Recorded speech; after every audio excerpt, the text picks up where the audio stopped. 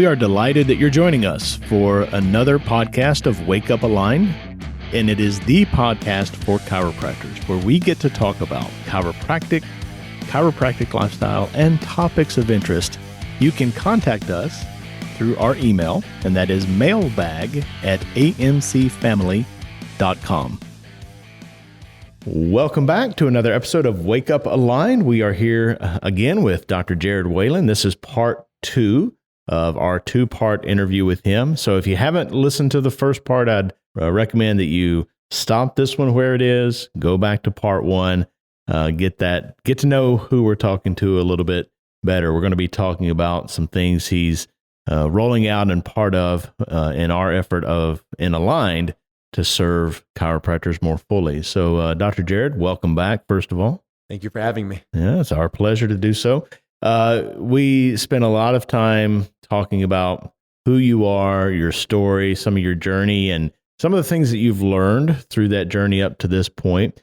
I am aware that you are part of a journey moving forward for this thing called Aligned, and I wanted to give you plenty of opportunity to talk about what these programs are, what you're excited about. Just take us through how this looks from your side. I think we're calling you a Sherpa in this journey. Is that right? So want to get the Sherpa's point of view on this thing called Apex. So what would you like to share with us about that? As you mentioned, the Sherpa portion of things, and if I don't get to your question, you just let me know in a second here, please. But the Sherpa, this Dr. Oz was talking about that, and that hit me in a different way than I had. I was like, that was a little bit of a thing to think of, because the Sherpas are the person who guides a person up the mountain climber that gets all the recognition, all the fame, like Sir Edmund Hillary mentioned. And there's a Sherpa that you don't know his name. You have no idea who it was, but without that Sherpa guiding him up that mountain, he would have probably never made it, and you probably would never heard Absolutely. of Sir Edmund Hillary.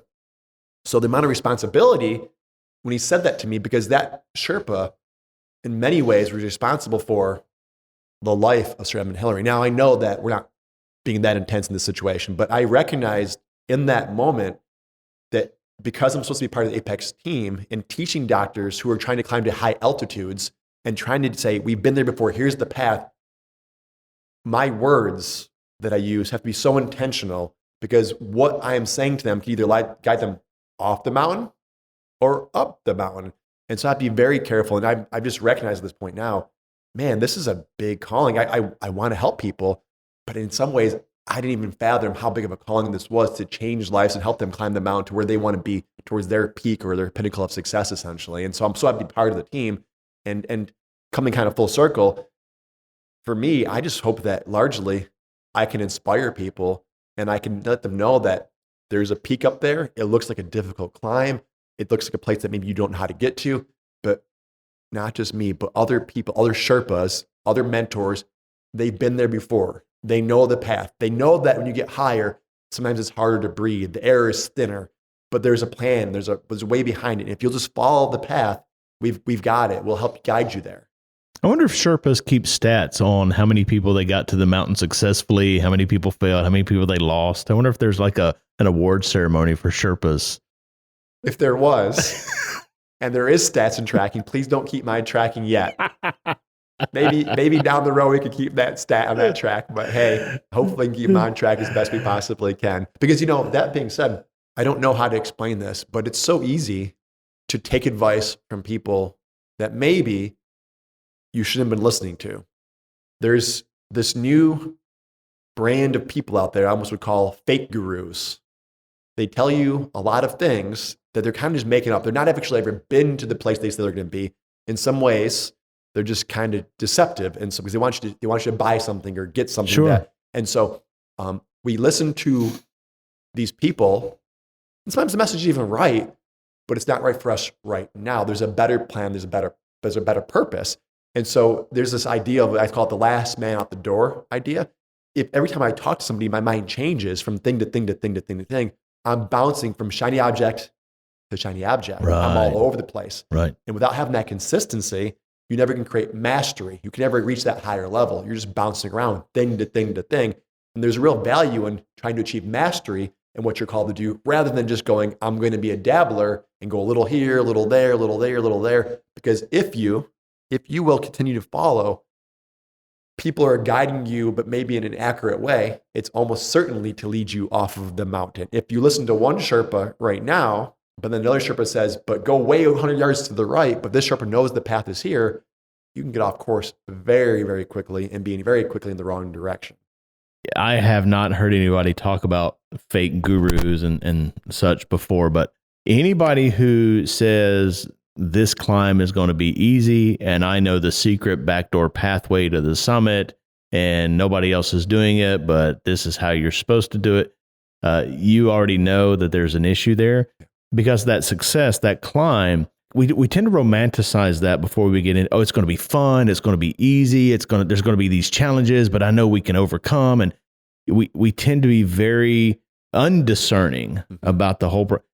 You get into it, and yes, there are some exciting moments, especially if you're living your passion. If you're living what you feel like you're purposed to do, that should be very gratifying and very exciting. But the day-to-day is really kind of mundane. It's really more routine and somewhat boring. And I encounter people who are like, they're addicted to the juice. They're addicted to the chaos and always striving for more and push. And they've never built systems, continuity behind them. So they stay on this chaos wheel, right? Yep. Always chasing, always striving until they get just to burnout. And when we can standardize and systematize what they're doing, you can almost feel them just completely deflate. Like, where am I supposed to get my juice now? Right? They were living on that adrenaline rush. Adrenaline junkies. Yeah. So it's just, I appreciate you bringing that to the table. I'd never thought about it before, but that success, there's a guy that you and I both look up to and admire, Tom Owen. He says that it's not the most talented or the smartest person. Mm-hmm. The person who's being the most consistent is going to win long term, right? And that consistency is sometimes just showing up every single day, one foot in front of the other. You said, you are speaking such gold nuggets right now, and that's why you're one of the Sherpas as well.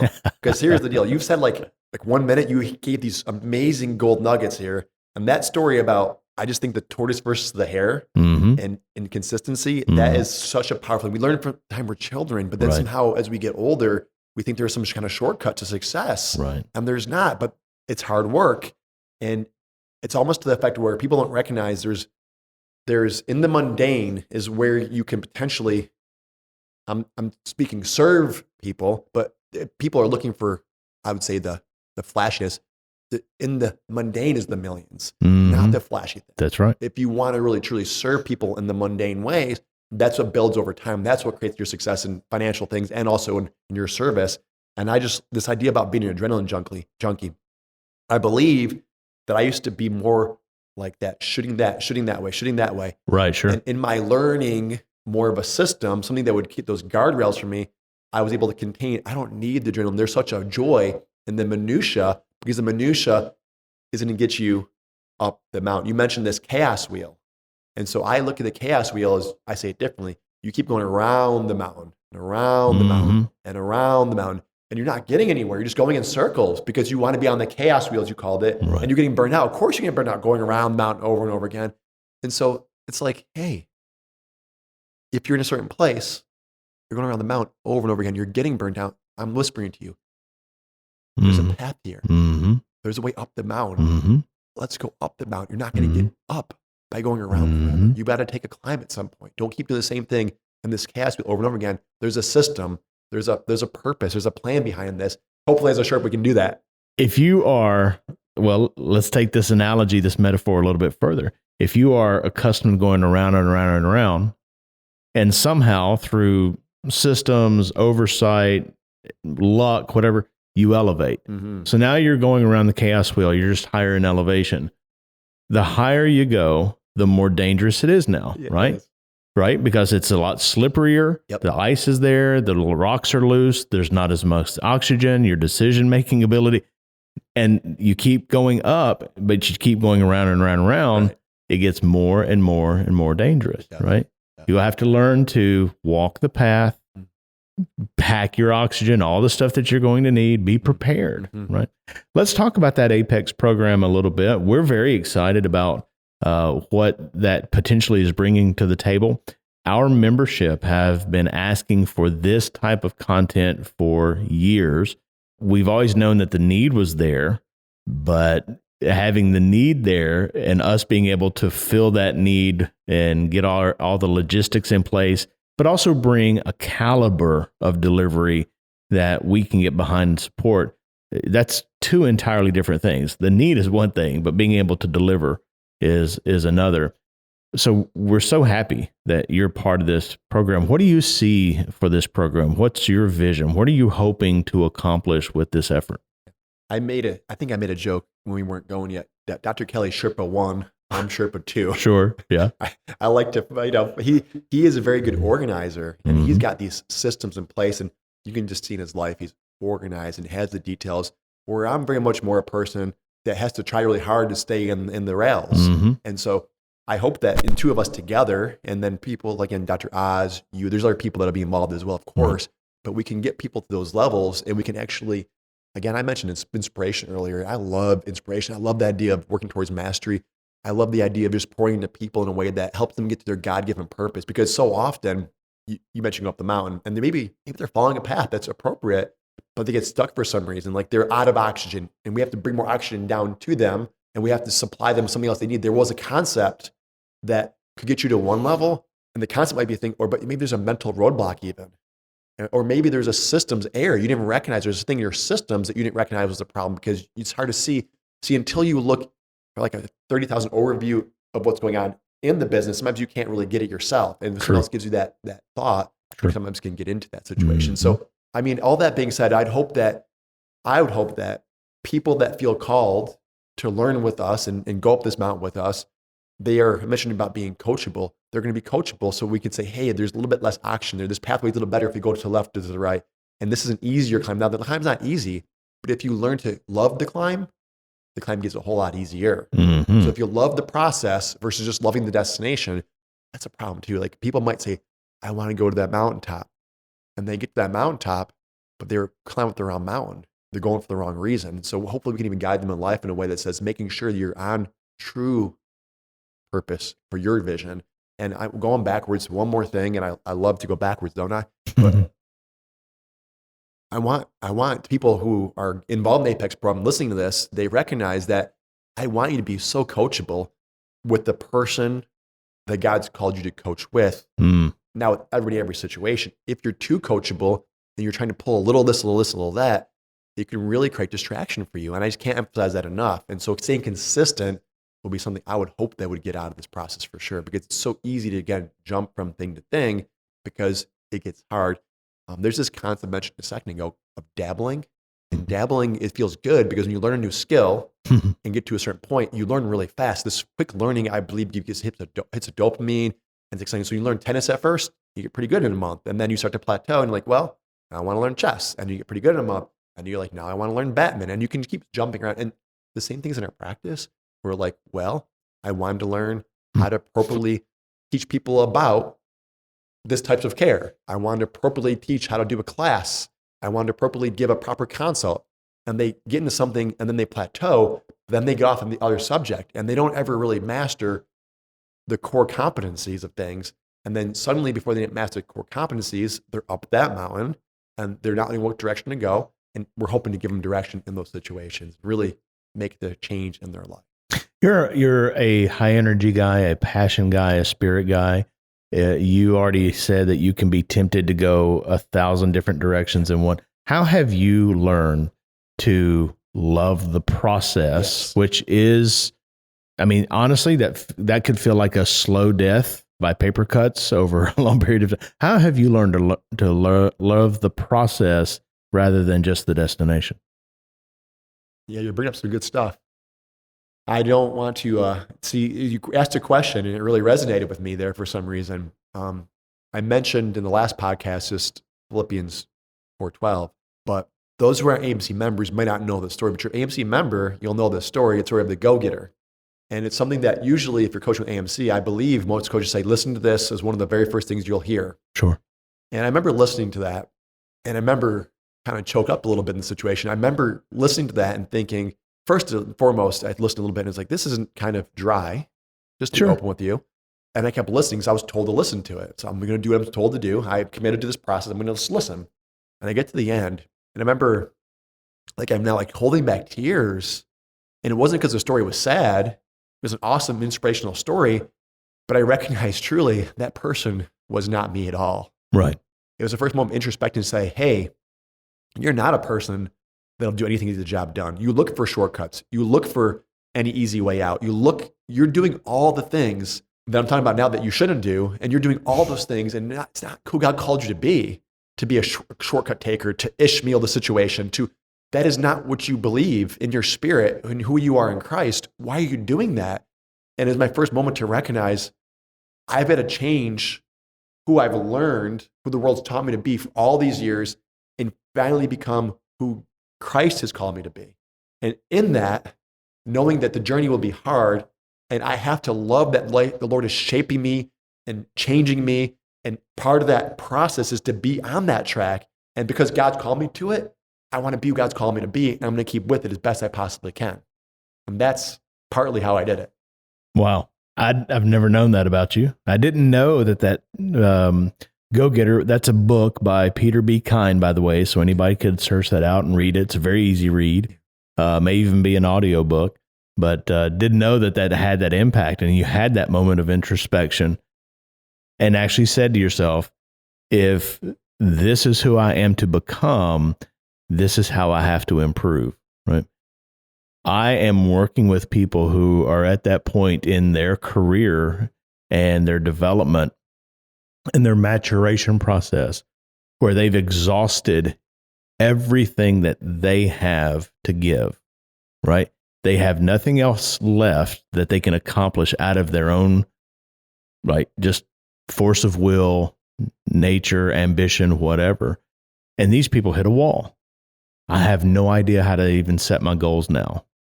For the first time in their very successful career, they're actually stepping into a very uncomfortable place, an uncomfortable place of, I'm going to step out on faith and I'm going to submit myself to God's will and this process of me becoming who I'm supposed to be. Now, a lot of people, it's too intimidating. They will turn from that and say, let me just enjoy what I've built. Mm-hmm. But for those who are willing to step into that, man, it's an exciting new world for them. And they're able to do things and become someone that they never thought was possible in their own existence.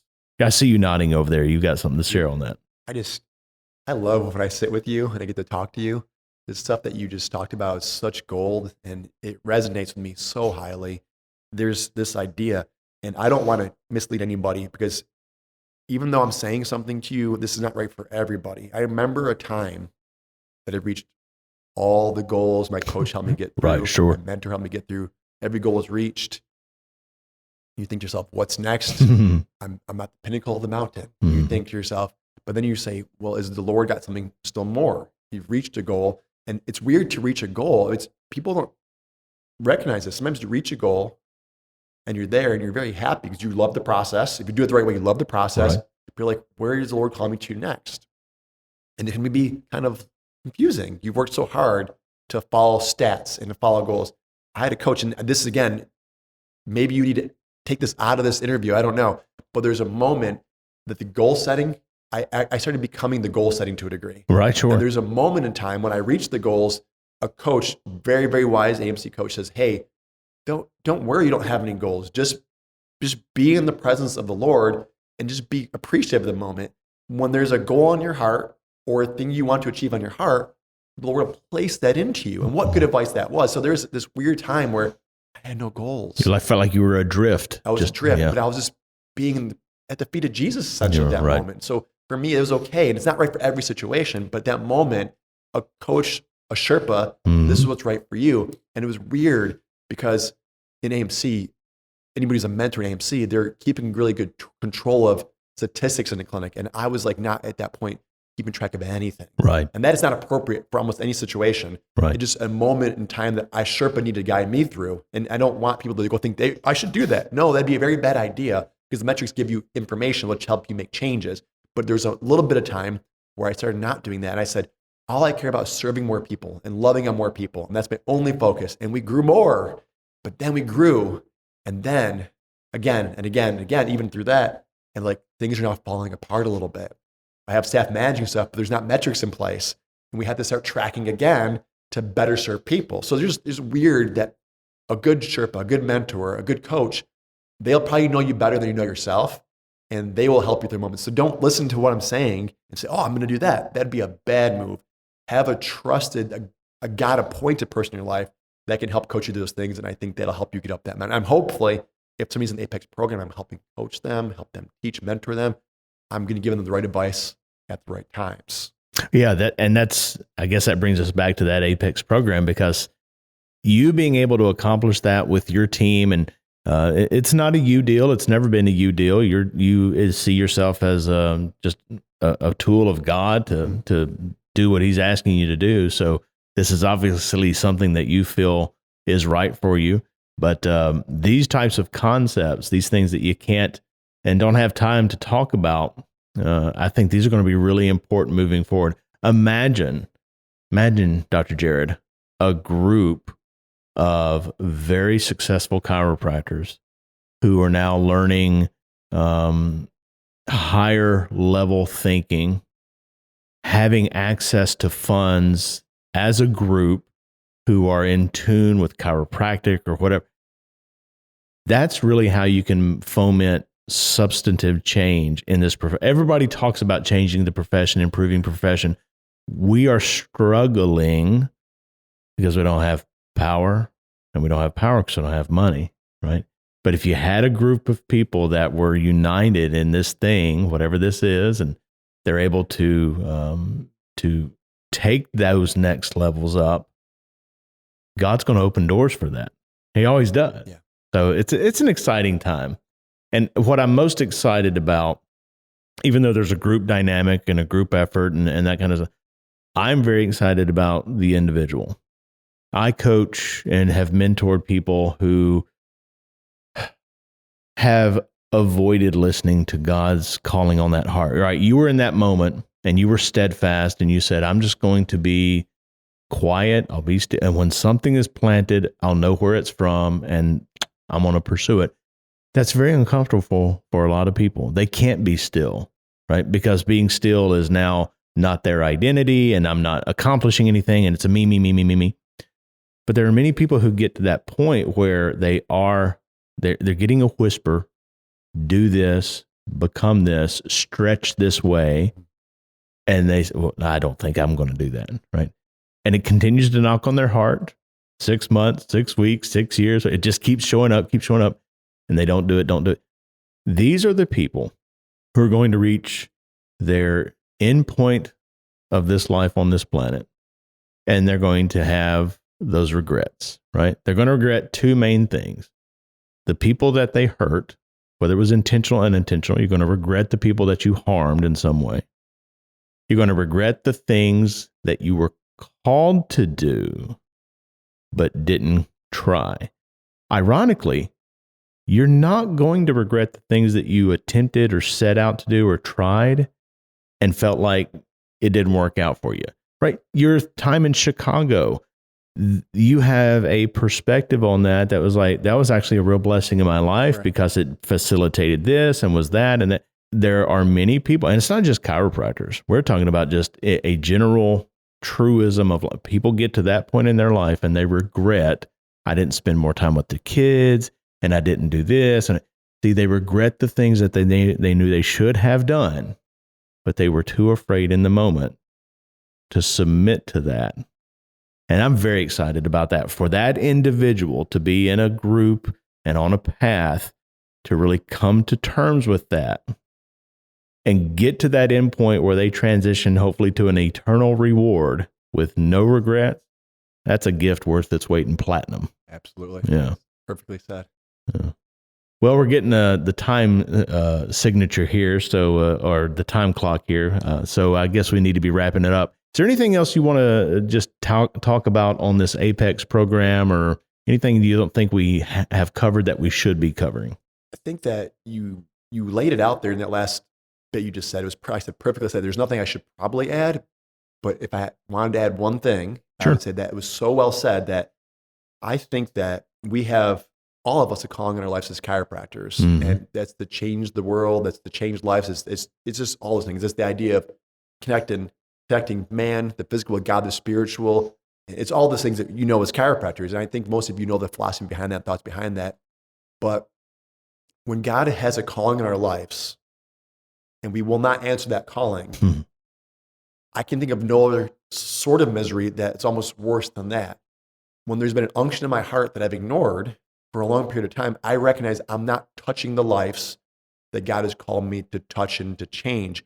And there was a saying, and I believe that maybe it was Spurgeon, that said, do not write your name on tombstones, but rather the hearts of men. And the idea is that I would love that we all, I don't mean me, we as a group leave a lasting legacy on this world in chiropractic in a way that's not going to touch this generation of people, but all generations of people for all times to come, that chiropractic can become the number one form of healthcare in this country. And it's only through one step at a time, one round at a time, one punch at a time we can do that. And like you said, if we can get more successful and we can pull together these interests and ideas, it's going to make the difference. It'll help move the needle, but it's about the individual first. And as we can go forward, get the individual to be successful, to know his purpose and who God's called him to be in chiropractic, we can press forward and we can move the needle and move the mark in chiropractic further. Well said, my friend. Well said. It has been an absolute pleasure chatting with you on these 2 episodes. I hope you've enjoyed it as well. I loved it. It was great. Thank you. That was your moment to give me that positive feedback. So I'm glad you folled through with You hit that. the mark. For the listeners, he gave me a moment of silence and a stone face, like he wasn't going to say anything there. And I was beginning to get a moment of anxiety about that. Maybe you can join us in the future and give us a follow-up on how it's going and what you're seeing being developed through these efforts. I can't wait. That sounds great, Doc. All right, great. Thank you so much. If you want to get in touch with Dr. Jered Wayland, you could contact him through the aligned contact information. That's not a problem at all. And we certainly appreciate you, the listener. Please let us know how we're doing. We have a mailbag at amcfamily.com. You can give us feedback on the shows, suggestion for episodes, even submit questions, even anonymously, for us to address. We're always looking for those moments of communication and engagement with you, the listeners. Until next time, be blessed and bless others. And one more thing before we go. If you're a chiropractor who's searching for a better way to build a more sustainable, low-stress practice, then you can contact us at amcfamily.com. You can schedule a discovery session, or you can access any of our free content, webinars, podcasts, and the like.